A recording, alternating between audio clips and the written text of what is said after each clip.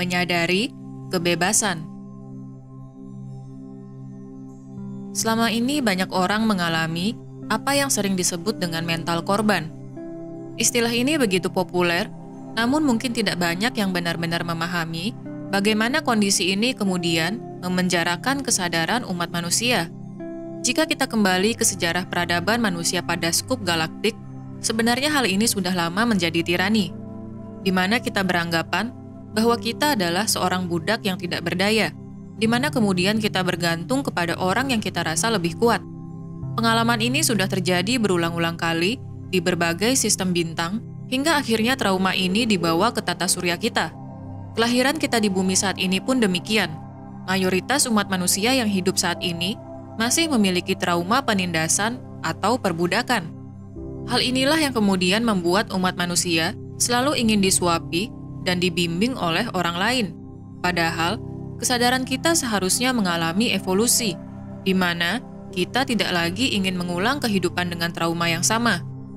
Mental korban sebenarnya adalah kondisi di mana kita selalu bergantung kepada orang lain, sehingga kita akan menyalahkan orang lain ketika terjadi hal-hal di luar ekspektasi di kehidupan kita.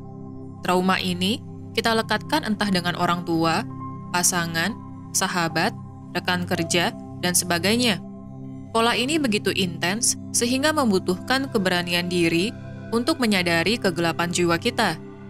Pola berulang di mana kita kemudian selalu bergantung dan menyalahkan orang lain adalah karma yang harus kita lepaskan. Pada skenario yang sedang kita jalani di bumi, orang-orang yang pernah kita temui di banyak kehidupan sebelumnya akan membantu kita untuk menyadari bagaimana kondisi mental korban muncul di kehidupan kita. Sebagai contoh, ikatan karma pada keluarga tempat kita lahir.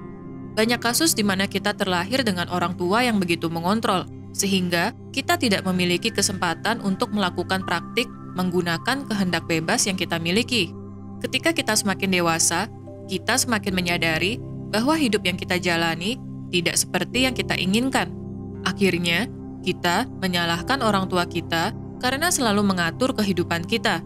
Inilah contoh mental korban yang dialami di lingkungan keluarga, di mana kita kemudian menyalahkan orang tua terhadap situasi hidup kita. Padahal sesungguhnya selalu ada pilihan untuk tidak menuruti pilihan orang tua, namun lebih memilih untuk mendengarkan kata hati kita. Penghalang terbesar bagi kita untuk menggunakan kehendak bebas kita adalah rasa takut. Kita takut untuk bertanggung jawab akan hidup kita sendiri. Kita terbiasa berada di zona nyaman, sehingga kita akan mengandalkan orang lain untuk mengambil keputusan hidup kita. Inilah wujud kemalasan yang sesungguhnya, di mana ketidaksadaran terus terjadi di banyak kelahiran yang kita alami. Skenario kehidupan di mana umat manusia mengalami kondisi mental korban sangat bervariasi. Ada yang bergantung kepada pasangan, sehingga mereka akan menyalahkan pasangan ketika apa yang dilakukan pasangan tidak sesuai dengan kehendak mereka.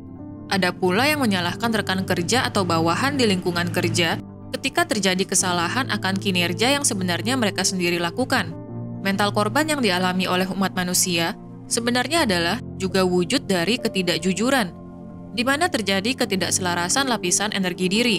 Inilah mengapa kita perlu banyak melakukan praktik spiritual seperti yoga, meditasi, qigong, membumi, dan sebagainya, sehingga kita bisa menetralisir ketakutan akan asumsi orang lain terhadap diri kita. Ketika kita menyadari siapa diri kita tidak akan terpengaruh dengan situasi di luar diri, sehingga kita dapat mengambil keputusan dengan bijak sesuai dengan kata hati. Ketika hal ini terjadi, kita akan melepaskan mental korban dan mengambil kontrol akan hidup kita sendiri, bukan mengontrol orang lain untuk melayani ego kita, tapi menyelaraskan pikiran, ucapan, serta perilaku kita, sehingga apa yang kita inginkan dapat kita wujudkan dengan energi kita sendiri. Menggunakan kehendak bebas yang kita miliki harus dilandasi dengan kesadaran, bukan ego. Kita sejatinya bertanggung jawab atas segala tindakan yang kita lakukan. Jika kita menggunakan kehendak bebas kita untuk menindas atau memanipulasi orang lain, maka jangan heran jika kita masih terpenjara dalam kondisi mental korban. Karena menindas dan mengalami mental korban adalah dua sisi koin, di mana karma akan terus berputar jika kita memutuskan untuk berperan, entah sebagai penindas atau sebagai korban. Untuk keluar dari pola ini, kita memiliki pilihan untuk tidak menindas atau memanipulasi orang lain, sehingga kondisi sebagai mental korban akan jauh dari kita. Inilah dampak dari law of attraction serta hukum universal sebab akibat.